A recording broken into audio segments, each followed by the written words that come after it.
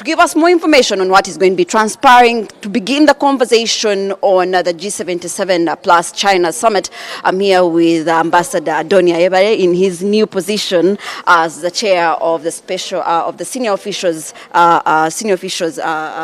delegates here in this NAM summit. Ambassador, for the G77 now, we have been talking about NAM for quite some days now, hours and that have passed. But now everyone is talking about the G77 plus China. The conversation about how does Uganda, not to sound selfish because we have the chairmanship and we're supposed to be speaking for over the 135 countries that subscribe to the group. What do we get from this? First of all, we are still on NAM. NAM is not done. The summit is tomorrow and 20th. What we've just done is senior officials and ministerial. That's the beginning of NAM. And let me just talk about what transpired during the senior officials of NAM and today's ministerial meeting. For the first time in a long time, NAM has adopted documents in record time. Normally, these documents continue being negotiated until the summit. So we've managed to adapt them in real time.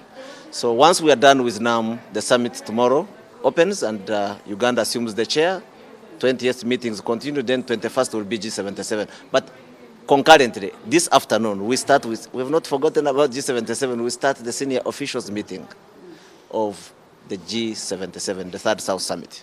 The document will be considered this afternoon and concluded. What are some of those issues that are likely to be discussed? But also, if we're looking at the G77 plus China summit, from the time we've been meeting, the issues that have come in then, and what will be the focus for now as Uganda takes a chairmanship? The focus will be really on development and economic issues. G77 really deals with that, while NAM deals with political issues. The issue of debt, the issue of reform of international financial institutions, the issue of climate change. Really, those are a preserve of G77, but also NAM discusses them. So we are going to have a very concise, result-oriented outcome document for the group of 77 that will really discuss on what the member states can do together. You know, there are a lot of processes that are going to come this year. The Summit of the Future at the UN. In 50 years, we have not had reform of UN institutions, the global institutions, the international financial institutions. So that Summit of the Future, which will take place in September this year at the head of state level, G77 will have a key role.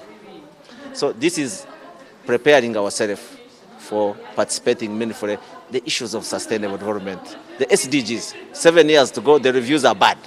Developing countries are doing badly because of financing.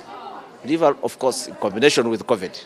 So all those issues are going to be discussed. Ambassador, someone would say these are external factors, but we could actually even come home to our own internal factors. You know, the different and ending friction that we're seeing even within the member states. As we collect in one room, how is this likely to affect the conversation and cooperation that we're looking to get out of this? That ending friction within even the member states, internally. Of course. I mean, these are countries, 120 countries in the case of NAM. Really different levels of development, different social, political systems, but we try to bridge this. I mean, we face the common problems that face us. For example, the conflict in Gaza. That affects not only NAM countries, but the UN. What is happening there in the Red Sea was all discussed. How do we confront it as developing countries? You know, NAM and G77 actually are similar. They are the only two forums that address the interests of developing countries on the global stage. So now what we're meeting here is to define our strategies and tactics.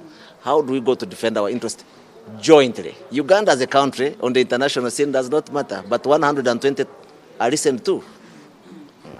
Just to speak to this afternoon's event, the senior officials meeting for the G77 summit, what entails that? Because we've been following from NAM, that's when, of course, the different countries bring in their views on to leading to the ministerial meeting. Is it the same process? It's the same process. You have to have senior officials adapting, but there is no ministerial because ministers met in September and asked us, the officials, to come up with a document. We started negotiating it in New York, but there are areas we needed to refine in Kampala before the presidents meet on 21st so that it is adopted. Yeah. Thus far, how are we doing as a country in terms of hosting these very big summits and on to leading to the big day when Uganda and President Yoweri Museveni takes the chairmanship? We are off to a flying start. Everything is on time. Guests, I hope you have been talking to them. They are happy about the arrangements. And I think the business has been conducted with efficiency. We start on time. People didn't think we would adopt documents on time because they are very, you will read it now, it's public, the final outcome document. Over 2,000 paragraphs were able to sit. And it was my colleagues, the ambassadors from New York said, Adonia, good luck, this is not going to work. But it has worked. And that speaks to Uganda's diplomacy, to our coordination that has really been effective so far. As we head into our chairmanship now, G77, we also take over NAM. What are going to be our areas of focus as we lead the different countries that subscribe to these groups? Our area of focus is really how do we maintain cohesion, because that's a challenge. It's like a family. I have to convince my family members as Uganda coordinating. In New York, I will be coordinating both G77 and the non-aligned movement. Never happened. No one country has ever done that. I have to convince them internally so that we can have common positions, which takes time, and then I go and negotiate with others, with the European Union, with other groups, the US, China, and others. So the challenge is how do you keep them cohesive? How do you use, to make sure that you don't bring issues that are divisive, that unite us. There are things that divide us, but minimize those. Focus on the issues that unite us, which is fighting poverty, debt, climate change, respect of territorial integrity. Once you steer the group towards that, you'll achieve a lot. But once you bring issues, I think this success has been because we avoided issues that divide us. We focused on those issues that unite us. Palestine unites NAM, and we focused on that.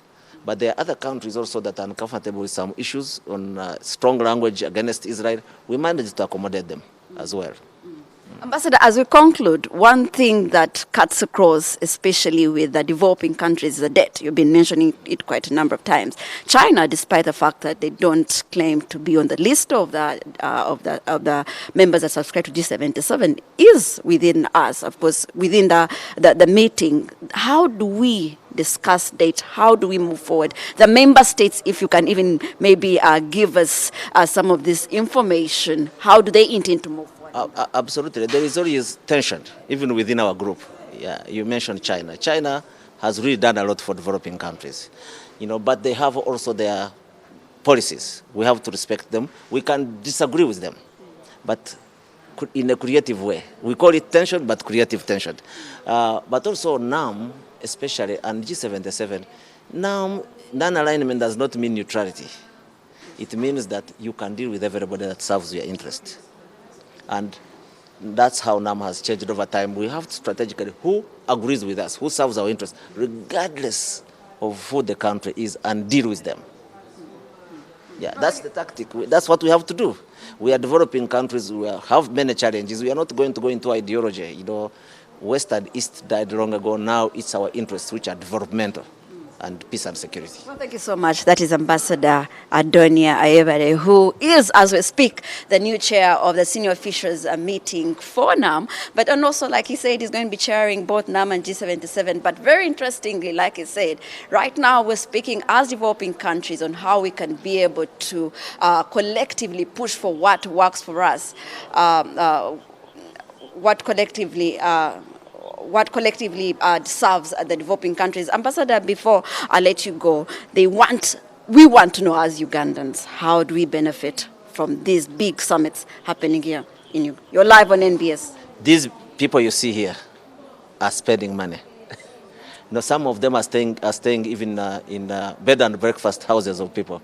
There is a lot of money being spent, but also they are really being impressed by Uganda. Most of them have told me they will come back. I have 2 colleagues who have gone to the source of the Nile today. So we can really benefit, but also this is not a short-term fix. Look at this conference center. It's going to attract a lot of meetings here and conferences, and along the road we will benefit. There are a lot of benefits, but they are not quick fix. We have to work for them and invest.